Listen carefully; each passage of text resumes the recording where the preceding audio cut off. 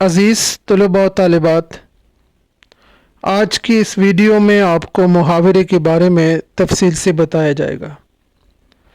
محاورے کے معنی اور تعریف، محاورے کی خصوصیات، اس کی اہمیت اور اس کی خوبیاں۔ اس سے آگاہ ہونے کے لیے ویڈیو کو غور سے سنیں۔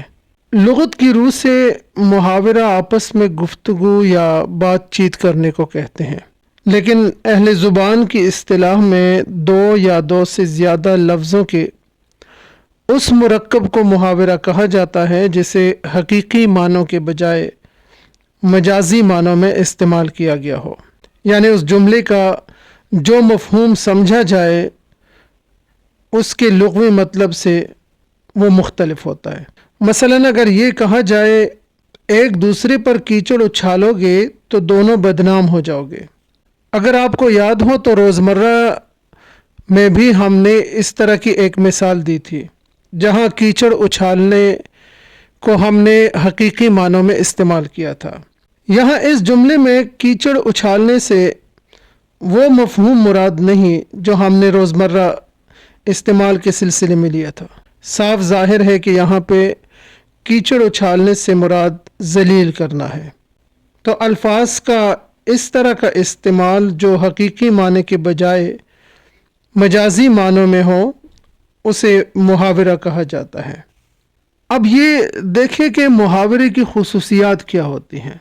پہلے بات تو یہ ہے کہ محاورہ دو یا دو سے زیادہ لفظوں کا مرکب ہوتا ہے، اور روزمرہ کے برعکس محاورے میں الفاظ کا استعمال مجازی معنوں میں ہوتا ہے۔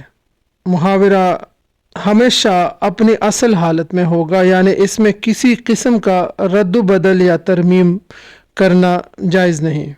ایک اہم بات یہ ہے کہ محاورے میں قواعد زبان کی پابندی کی جاتی ہے، جبکہ روزمرہ میں ہم نے پڑھا تھا کہ روزمرہ قواعد زبان سے آزاد رہتا ہے۔ محاورے ہر زبان میں استعمال ہوتے ہیں، اور اس کی اہمیت یہ ہے کہ اس سے زبان کے استعمال میں ایک وسعت محسوس ہوتی ہے، یعنی اگر ہمیں محاورے کا برمحل استعمال کرنا آ جائے تو ہماری بات میں ایک وسعت بھی ہوگی اور ہم ایک ہی بات کو مختلف پیرایوں میں کہنے پر قادر بھی ہو جاتے ہیں۔ لیکن محاورے کو استعمال کرنے یا اس کو باندھنے کا سلیقہ ہر کسی کو میسر نہیں ہوتا۔ اس کے لیے بڑی ہنرمندی چاہیے، زبان کا ایک اعلیٰ شعور ہونا چاہیے۔ ہمارے کلاسیکی ادب میں کئی ایک بڑے بڑے نام ہیں جنہوں نے بہت خوبصورتی سے اپنی نثر میں، اپنی شاعری میں محاوروں کا استعمال کیا ہے۔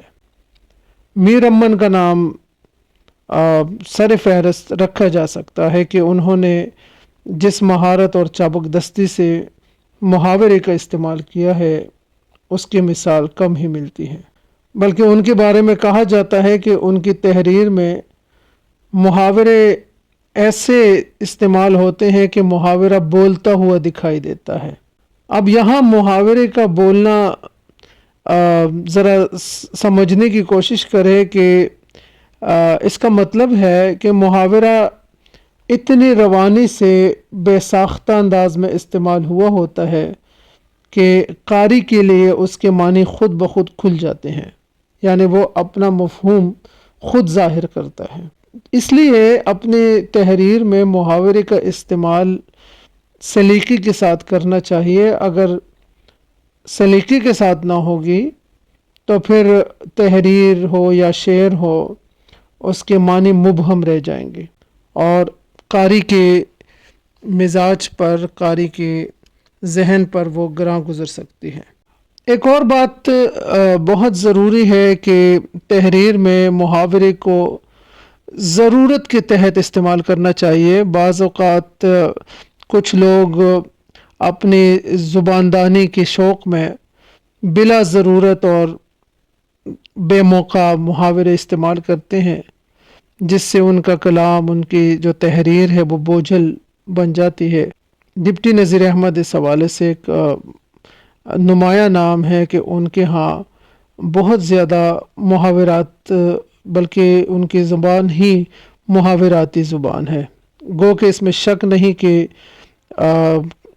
نثر کے حوالے سے ان کا نام ہے، ان کی خدمات بھی ہیں، لیکن بہرحال محاورے کا جو ایک استعمال ہے وہ اتنا زیادہ ہے اور بعض اوقات وہ کھٹکنے لگتا ہے۔ تو یہ محاورے کو جس طریقے سے اس ویڈیو میں آپ تک پہنچانے کی کوشش کی گئی ہے، امید ہے کہ آپ محاورے کے مزاج کو، اس کی اہمیت کو، اس کی خوبی اور اس کے استعمال کو سمجھ گئے ہوں گے۔ اب اس فہرست پہ ایک نظر ڈالیے۔ کچھ محاورات ہیں اور ان کے مفاہیم درج ہیں، ان کی ترتیب غلط ہے، تو آپ محاورات کے مطابق ان کے مفاہیم اس کے سامنے درست لکھ لیجئے گا۔ بہت شکریہ۔